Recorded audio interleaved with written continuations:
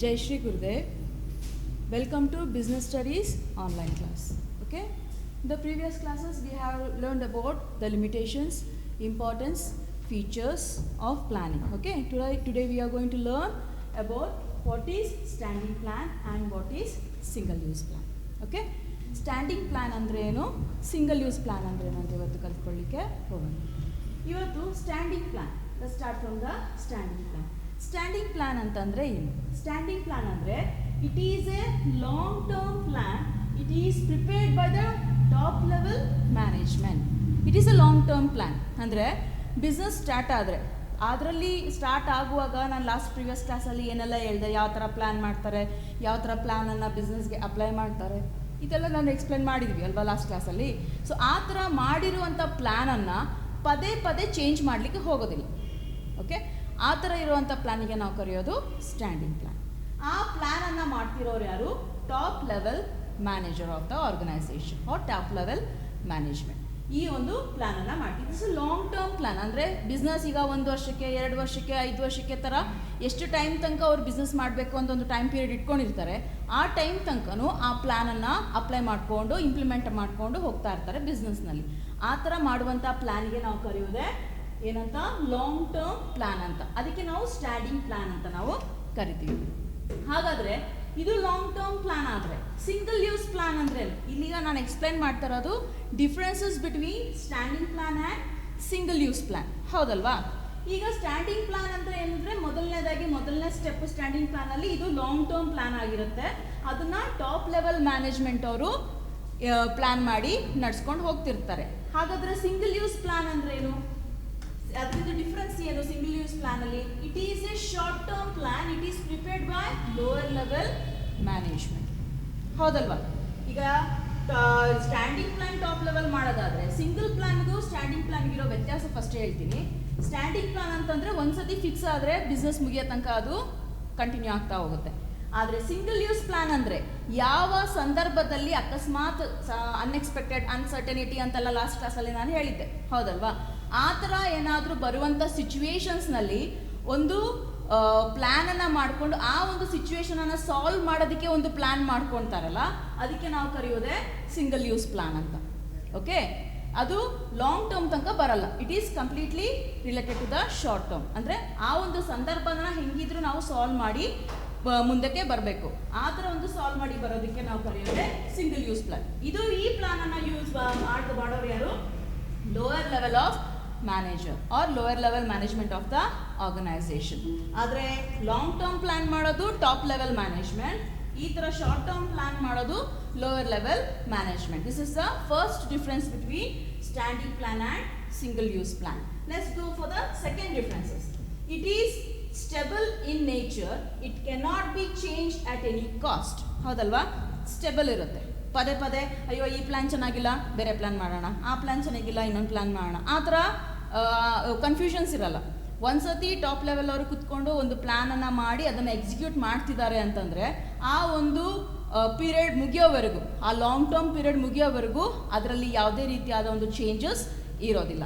ಅದಕ್ಕೆ ನಾವು ಕರೆಯೋದು ಸ್ಟೆಬಲ್ ಅಂತ. ಅಂದರೆ ಸ್ಥಿರವಾಗಿ ಇರೋವಂಥದ್ದು. ಅದರಲ್ಲಿ ಫ್ಲಕ್ಚುಯೇಷನ್ ಫ್ಲೆಕ್ಸಿಬಿಲಿಟಿ ಏನೂ ಇರೋದಿಲ್ಲ. ಸ್ಟೆಬಲ್, ಅದರಲ್ಲಿ ಯಾವುದೇ ರೀತಿಯಾದ ಚೇಂಜಸ್ ಇರೋದಿಲ್ಲ. ಇದು ಎರಡನೇ ಡಿಫ್ರೆನ್ಸಸ್. ಹಾಗಾದರೆ ಸಿಂಗಲ್ ಯೂಸ್ ಪ್ಲಾನಲ್ಲಿ ಎರಡನೇ differences is nothing but a flexible.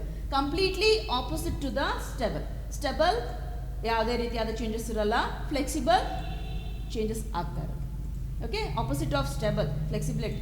Okay, ಆ ಒಂದು flexibility in nature it can be changed as per the condition. ನಾನು ಆಗಲೇ ಹೇಳಿದಾಗೆ ಯಾವ ರೀತಿ ಕಂಡೀಷನ್ ಇರುತ್ತೆ.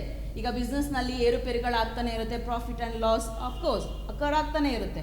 ಸೊ ಆ ಥರ ಸಂದರ್ಭದಲ್ಲಿ ಯಾವುದನ್ನ ತೀರಾ ಒಂದು ಸಿಚುವೇಶನ್ ಬರುತ್ತೆ ನಮ್ಮ ಮುಂದೆ ಅನ್ಎಕ್ಸ್ಪೆಕ್ಟೆಡ್ ಆಗಿ. ಸೊ ಆ ಥರ situation that we want to solve means we have to use the single use plan in that situation. Okay, so ಆ ಥರ ಇರೋದಕ್ಕೆ ನಾವು ಕರೆಯೋದು flexibility. Okay, this is the second differences between standing plan and single use plan. Let's go for the third difference. It is attain the primary goals of the organization. Primary goals. ನಮ್ಮ primary ಗೋಲ್ ಅಂದ್ರೇನು last ಕ್ಲಾಸಲ್ಲೂ ಹೇಳಿದ್ದೆ. Primary is nothing but A foundation. ಆ primary foundation ಇಲ್ದಲೇ ನಾವು ಪ್ಲ್ಯಾನ್ನ build ಮಾಡಲಿಕ್ಕೆ ಆಗಲ್ಲ. ಅದು stable ಆಗಿರುವಂಥ ಫೌಂಡೇಶನನ್ನೇ ನಾವು ಬಿಲ್ಡ್ ಮಾಡಬೇಕು ಅಂತ ಲಾಸ್ಟ್ ಕ್ಲಾಸಲ್ಲಿ ನಾನು ಹೇಳಿದ್ದೆ. ಓಕೆ, ಸೊ ಈ ಒಂದು ಟಾಪ್ ಲೆವೆಲ್ ಅವರು ಪ್ಲ್ಯಾನ್ ಮಾಡೋದೇ ಬೇಸಿಕ್ ಫೌಂಡೇಶನಿಂದ. ನಾನು ಒಂದು ವರ್ಷ ಆದ ನಂತರ ಆ ಗುರಿ ಮುಟ್ಟಬೇಕು ಅಂತಿದ್ರೆ ಆ ವರ್ಷ ಕಳೆಯೋ ತನಕ ಆ ಪ್ಲ್ಯಾನಲ್ಲಿ ಯಾವುದೇ ರೀತಿಯಾದ ಒಂದು ಚೇಂಜಸ್ ಬರೋದಿಲ್ಲ.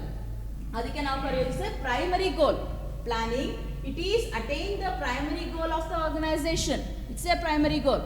ಅದಕ್ಕೂ ಮುಂಚೆ ನಾವು ಯಾವುದೇ ರೀತಿಯಾದ ಫ್ಲೆಕ್ಸಿಬಿಲಿಟಿ, ಅದು ಯಾವುದೇ ರೀತಿಯಾದ ಕನ್ಫ್ಯೂಷನ್ಸ್, ಯಾವುದೇ ರೀತಿಯಾದ ಚೇಂಜಸ್ ನಾವು ಪ್ಲ್ಯಾನಲ್ಲಿ ಮಾಡಲಿಕ್ಕೆ ಆಗೋದಿಲ್ಲ.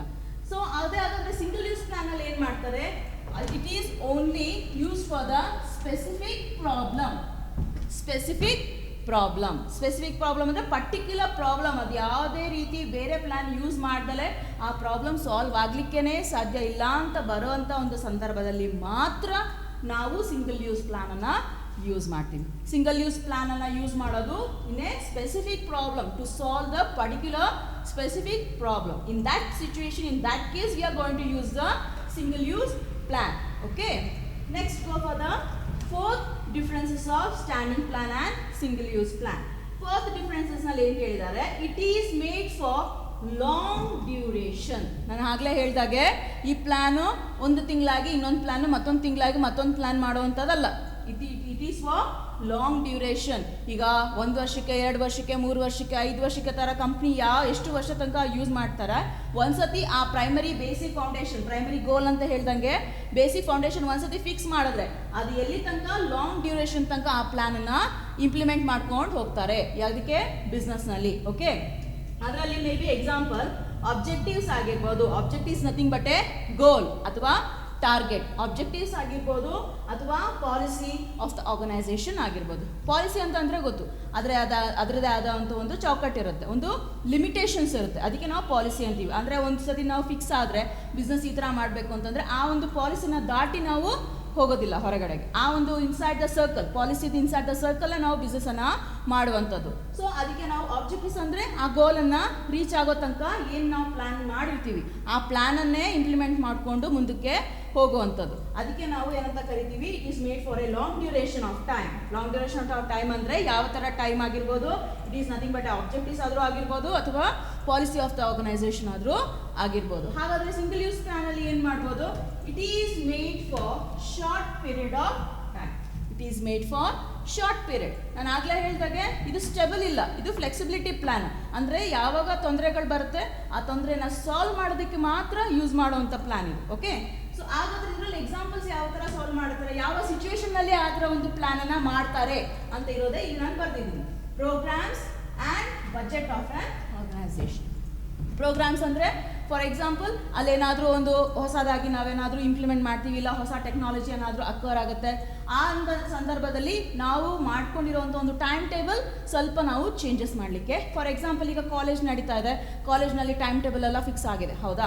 ಒಬ್ಬರು ಯಾರಾದರೂ ಬಂದಿಲ್ಲ ಅಂದರೆ ಫಾರ್ ಲಾಂಗ್ ಪೀರಿಯಡ್ಗೆ ಯಾರಾದರೂ ಲೀವ್ ತೊಗೊಂಡು, ಸೊ ಅವಾಗೇನು ಮಾಡಬೇಕು? We have to change the time table. Is nothing but a programme. So ಆ ಒಂದು ಸಂದರ್ಭದಲ್ಲಿ ಯಾವ ರೀತಿ ಯಾರು ಒಬ್ಬರು ಆಬ್ಸೆನ್ಸ್ನಲ್ಲಿ ಯಾವ ರೀತಿ ನಾವು ಆ ಒಂದು ಟರ್ನ್ ಓವರನ್ನು ತೊಗೊಳ್ಬೋದು, ಆ ಒಂದು ಪ್ಲ್ಯಾನನ್ನು ಮಾಡಿಕೊಂಡು ಆ ಒಂದು ಸಿಚುವೇಶನನ್ನು ಹ್ಯಾಂಡಲ್ ಮಾಡಬಹುದು ಅಂತಿರೋದು ಪ್ರೋಗ್ರಾಮ್. ಬಜೆಟ್ ಅಂದರೆ ಈಗ ಸಮ್ಟೈಮ್ಸ್ ಏನಾಗುತ್ತೆ, ನಮ್ಮ ಹತ್ರ ಬಜೆಟ್ ಇರಲ್ಲ, ದೊಡ್ಡ ಆರ್ಡರ್ ಎಲ್ಲ ಬರುತ್ತೆ. ಸೊ ಆ ಒಂದು ಸಂದರ್ಭದಲ್ಲಿ ನಾವು ಫಸ್ಟ್ ಮಾಡ್ಕೊಂಡಿರೋ ಸ್ಟ್ಯಾಂಡಿಂಗ್ ಪ್ಲ್ಯಾನನ್ನು ಅಪ್ಲೈ ಮಾಡೋದಕ್ಕೆ ಆಗೋದಿಲ್ಲ. ಸೊ ಆ ಮಧ್ಯದಲ್ಲಿ ಏನು ಮಾಡಬೇಕು? ಸಿಂಗಲ್ ಯೂಸ್ ಪ್ಲ್ಯಾನನ್ನು ಅಪ್ಲೈ ಮಾಡಬೇಕು. ಆ ಥರ ಸಿಂಗಲ್ ಯೂಸ್ ಪ್ಲ್ಯಾನನ್ನು ಅಪ್ಲೈ ಮಾಡಿದಾಗ ಏನಾಗುತ್ತೆ?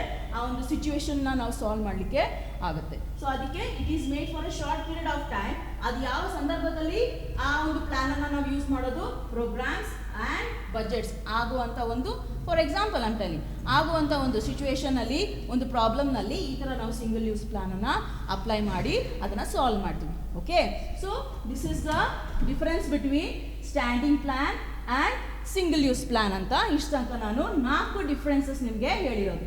ಏನು ಕೇಳಿದ್ದೀವಿ? ಸ್ಟ್ಯಾಂಡಿಂಗ್ ಪ್ಲ್ಯಾನ್ ಅಂದರೆ ಮೊದಲು ಟಾಪ್ ಲೆವೆಲ್ ಮ್ಯಾನೇಜ್ಮೆಂಟ್ ಮಾಡೋದು, ಸಿಂಗಲ್ ಯೂಸ್ ಪ್ಲ್ಯಾನ್ ಮಾಡೋದು lower level management. Next standing plan is nothing but a stable and single use plan is flexible.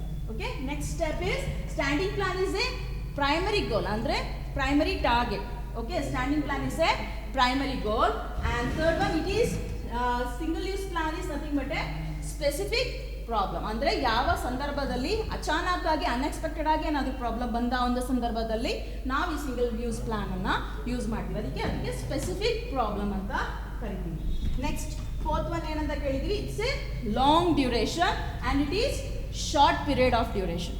Small ಅಂದರೆ ಆ ಒಂದು ಸಂದರ್ಭದಲ್ಲಿ ಪ್ರಾಬ್ಲಮ್ ಬಂದಾಗ ಮಾತ್ರ ಅದನ್ನ ಯೂಸ್ ಮಾಡ್ತೀವಿ. ಆ ಥರ ಪ್ರಾಬ್ಲಮ್ ಏನು ಬಂದಿಲ್ಲ ಅಂದರೆ ನಾವು ಈ ಲಾಂಗ್ ಟರ್ಮ್ ಡ್ಯೂರೇಷನ್ನ ಪ್ಲ್ಯಾನನ್ನೇ ನಾವು ಅಪ್ಲೈ ಮಾಡಿಕೊಂಡು ಬಿಸ್ನೆಸ್ನಲ್ಲಿ ಹೋಗ್ತೀವಿ. ಓಕೆ, ಅದರಿಂದ today we have studied about standing plan and single use plan. In the next topic, last topic of the chapter, planning chapter ಮುಗಿತಾ ಬಂತು.